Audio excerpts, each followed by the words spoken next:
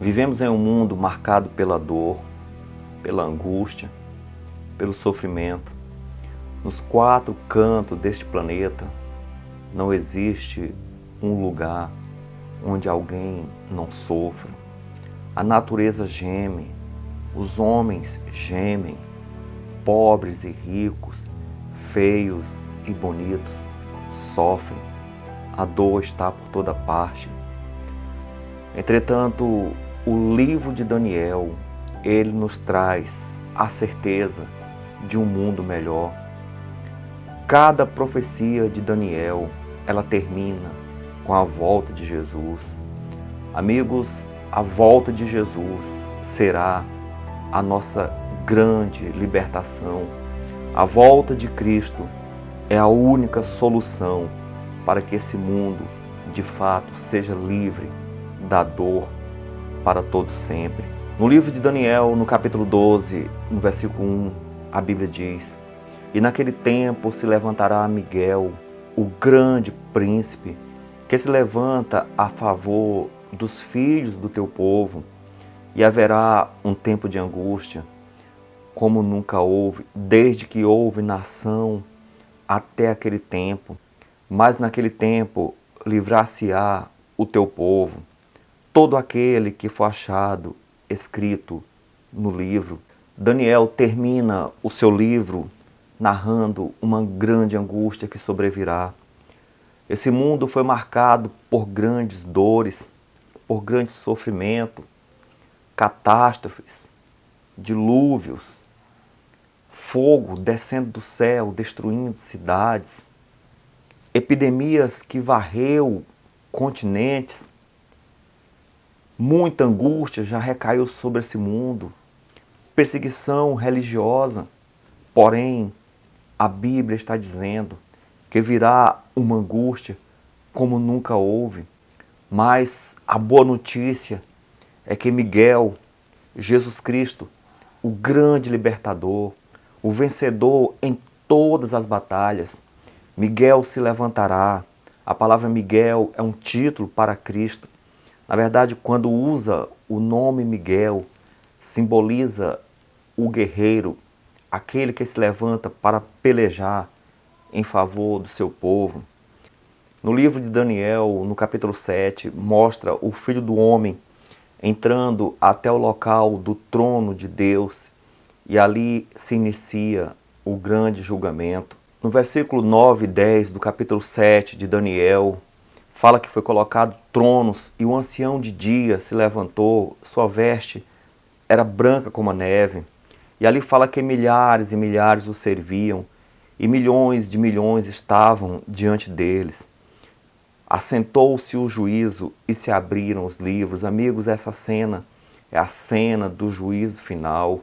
Apocalipse 14 fala que o juízo começou. Ali diz que chegou a hora do seu juízo. Conforme os estudos da Bíblia, temos a certeza de que a partir do ano 1844 começou o juízo. O apóstolo Pedro fala que o juízo começará pela casa de Deus. Todos aqueles que dizem ser cristãos será julgado. Daniel 12:1, Miguel se levanta porque o juízo terminou. Quando ele se levanta, revela que ele fez de tudo para salvar a todos. Deus foi até as últimas consequências para salvar a ovelha perdida. O bom pastor deu tudo o que podia, deu a própria vida para salvar. Mas naquele momento em que ele se levanta, está feito. Quem está salvo, está salvo. Quem está perdido, está perdido. E a cada dia que passa, ecoa em todo o universo que o tempo está se acabando. Muito em breve não haverá mais tempo. Hoje, a salvação está disponível para você, para mim. A salvação está disponível para todos que estão vivos. Mas a partir do momento que chegar o seu dia, a partir do momento que a morte bate à nossa porta, estamos selados ou para a perdição ou para a salvação. Naquele momento que Miguel se levanta, ele olha para a terra e vê o seu povo sendo perseguido, sofrendo. Apocalipse 1,13 apresenta Jesus vestido de roupas de sumo sacerdote, ou seja, ele está efetuando a salvação. No livro de Daniel, no capítulo 12, ele se levanta agora como um guerreiro. Ele se despe das vestes de sumo sacerdote e se veste das vestes de guerreiro e vem buscar o seu povo. A teologia dispensacionalista, que é uma teologia jesuíta, essa teologia enganosa, diz que haverá um tempo de angústia e o povo de Deus nesse período já será tirado daqui. Entretanto, isso não é bíblico, não há lugar nenhum na Bíblia que confirme essa ideia. A Bíblia afirma que haverá uma angústia como nunca houve, tanto para os ímpios como também para o povo de Deus aqui nessa terra. Apocalipse 7,1 fala que vi 4 anjos que estavam sobre os 4 cantos da terra, retendo os 4 ventos. Nesse momento, os anjos estão segurando esses ventos. Ventos significa destruição. Mas por que os anjos estão segurando? Porque Deus quer salvar todos. Apocalipse 24,14 fala que este evangelho seria pregado a todo mundo e então viria o fim. O fim não vem enquanto não for pregado o evangelho. O evangelho é a boa notícia. Meu irmão, há salvação para nós. Por mais que você corra atrás de coisas, atrás de bens, por mais que você corra atrás de prazeres, por mais que você consiga subir nos mais altos degraus dessa vida, quando chegar no topo, você vai ter a certeza de uma coisa: tudo é nada. Tudo que este mundo oferece, no final se resume a nada. No fim da vida, você olha e vê que correu em vão, vê que correu atrás do vento. E a boa notícia é essa: Deus quer salvar. Se você não encontra a felicidade aqui em nada, você tem a felicidade em Jesus. Quem tem Cristo é feliz aqui. Ele veio para que você tenha vida, e a vida abundante, ou seja, vida plena aqui e vida eterna. Ele tem a promessa especial de que um dia a dor será eliminada de uma vez por toda do nosso coração. Os anjos estão retendo porque Deus quer salvar toda a humanidade. Por mais que tenha morrido muitas pessoas, mas Deus quer salvar. Ventos na Bíblia significa destruição, relações conflituosas. Então, Deus está retendo o vento, impedindo uma guerra nesse momento em que as potências podem destruir o mundo. Deus está segurando para que não haja uma guerra nuclear. Mas quando esses ventos forem soltos, esses conflitos irão ter início. Além disso, o capítulo 16 de Apocalipse será cumprido, as pragas serão derramadas. A primeira praga, no capítulo 16, no versículo 2, fala de chagas malignas, ou seja, tumores, câncer nas pessoas. Se a humanidade está reclamando hoje de um simples vírus que está dizimando aí uma parcela da população, imagine quando esta praga atingir os mortais, um câncer doloroso que levará muitos a morrerem. A segunda praga, no versículo 3, fala que o mar se tornou em sangue, ou seja, o mar é o principal responsável pelo oxigênio. Alguns enganosamente dizem que a Amazônia é o pulmão do mundo, mas na verdade pesquisas sérias mostram que o pulmão do mundo é o oceano. As algas marinhas são responsáveis pela maior oxigenação do planeta. Esse mar em sangue, o oxigênio será limitado. No versículo 4 fala que a terceira praga será os rios em sangue. Imagine como ficará esse mundo sem água. Lógico que essas pragas não serão universais.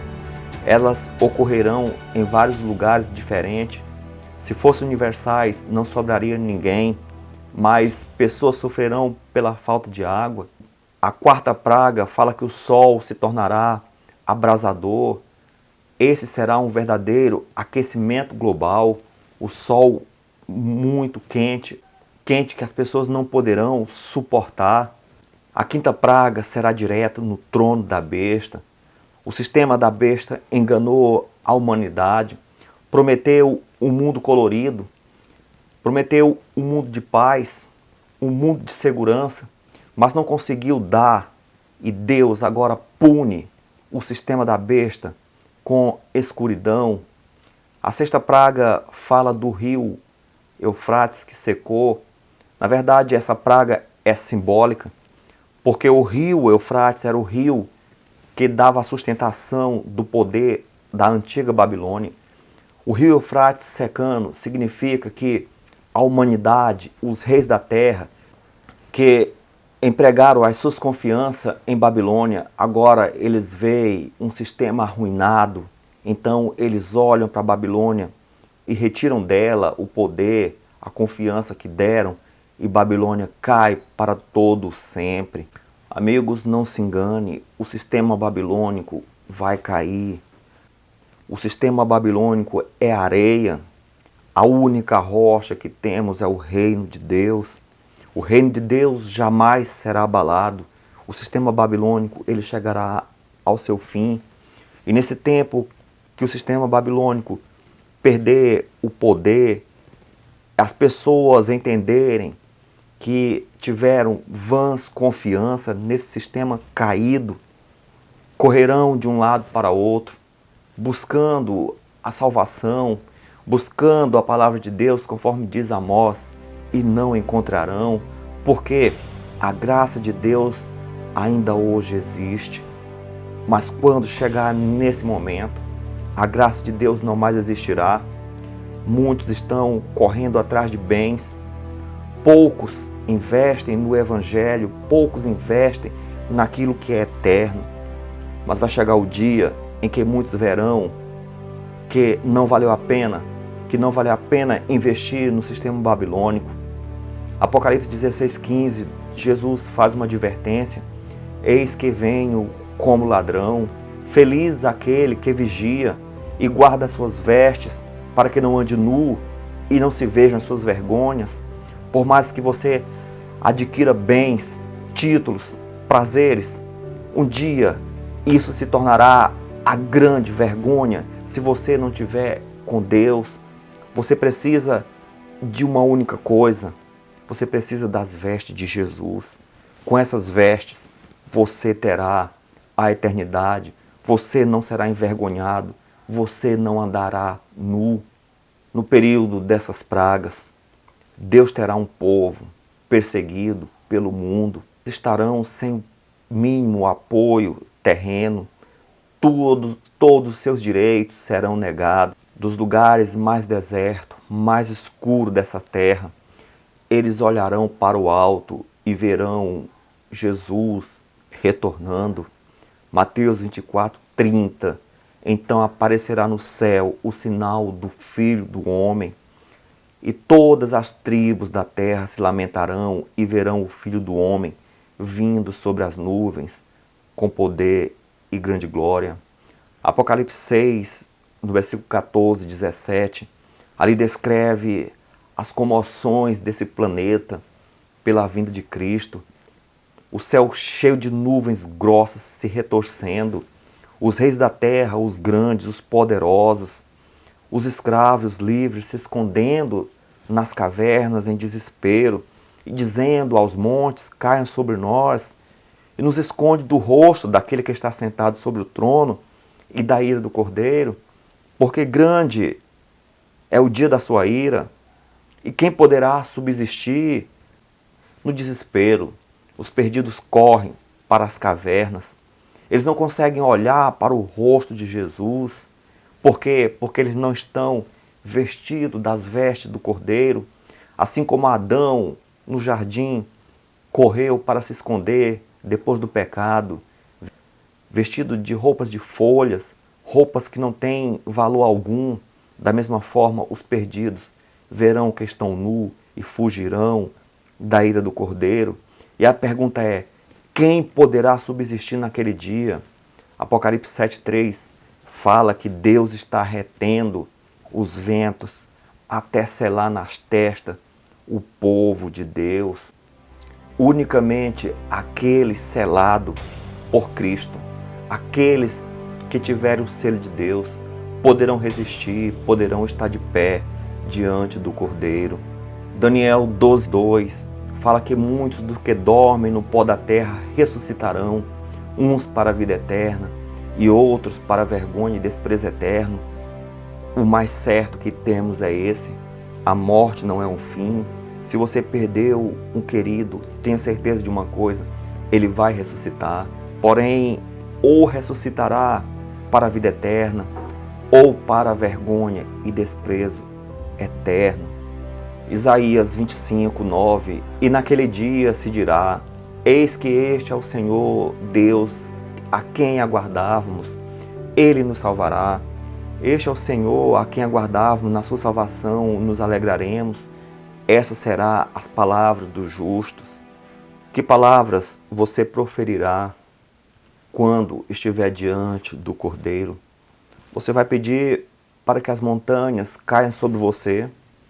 Ou você vai alegremente falar: esse é o meu Deus? Amigos, a nossa decisão é hoje.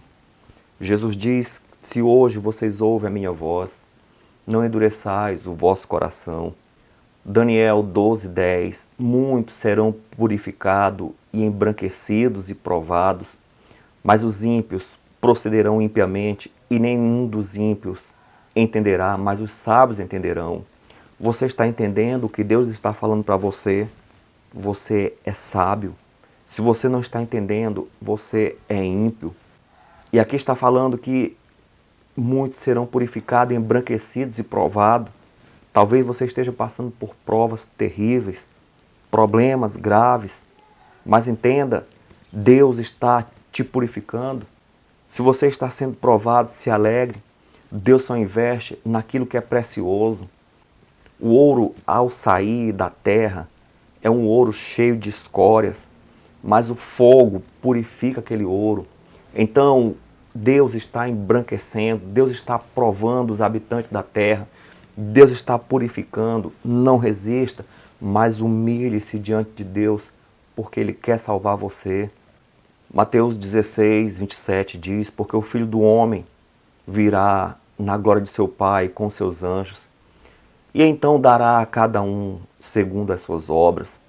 Você quer ter boas obras? Você precisa ter fé. Não cai naquele engano que muitos pregam por aí, dizendo que o que importa é a graça de Deus.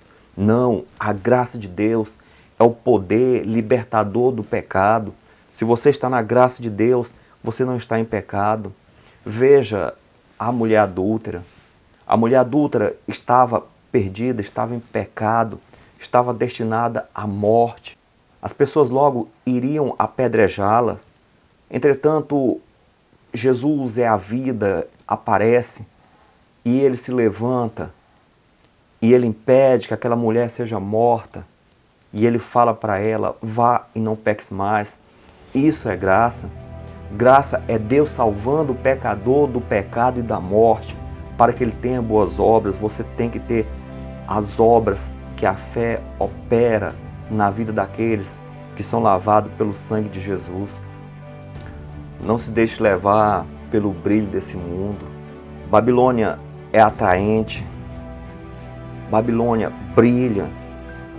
Na verdade, é uma maquiagem.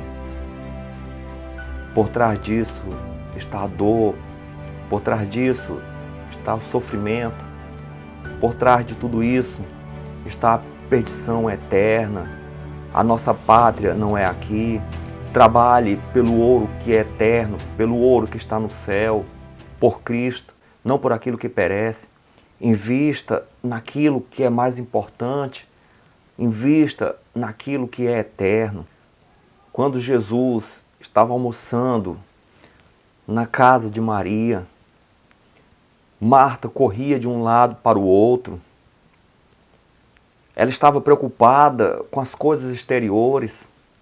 Ela estava preocupada com muitas coisas e Maria estava sentada aos pés de Jesus. E Jesus falou: Marta, Marta, você se preocupa com muitas coisas, mas uma só é necessária.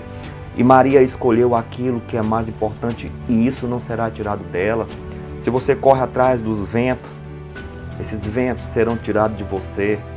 Mas se você está aos pés de Cristo, ninguém vai poder tirar isso de você. Deus tem não a Babilônia, mas Deus tem a Nova Jerusalém, uma cidade de ouro puro, rios de cristais. Ali não vai haver mais dor, ali não haverá mais lágrimas, dor alguma haverá ali. Deus quer te levar para este lugar. Ali é o nosso mundo, um mundo de paz, onde você verá as crianças felizes para sempre, onde não mais haverá corrupção, onde não mais haverá injustiça. Daniel 12:3. Os que forem sábios resplandecerão como o fulgor do firmamento, e os que há muito ensinaram a justiça como as estrelas, sempre e eternamente. Deus quer que você brilhe como as estrelas, sempre e eternamente. Os justos brilharão para sempre, os perdidos serão destruídos para sempre. A Alessandra vai cantar. Se você deseja estar nesse lugar, onde não vai haver mais dor, onde não vai haver mais sofrimento, o momento é hoje. A salvação ainda existe.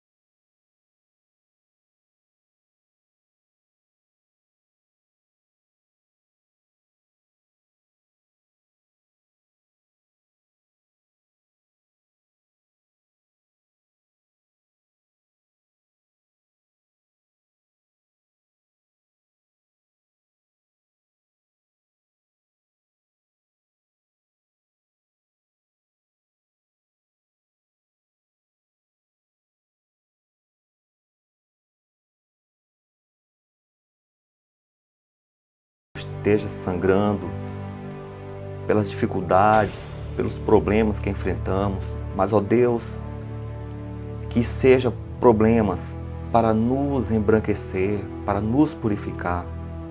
Ó Deus, prepara todos nós para aquele lugar ao teu lado, para sempre, Senhor, perto de ti, onde não vai haver mais separação, nem morte, nem dor. Nos prepara para esse dia, para o encontro contigo, em nome de Jesus. Amém.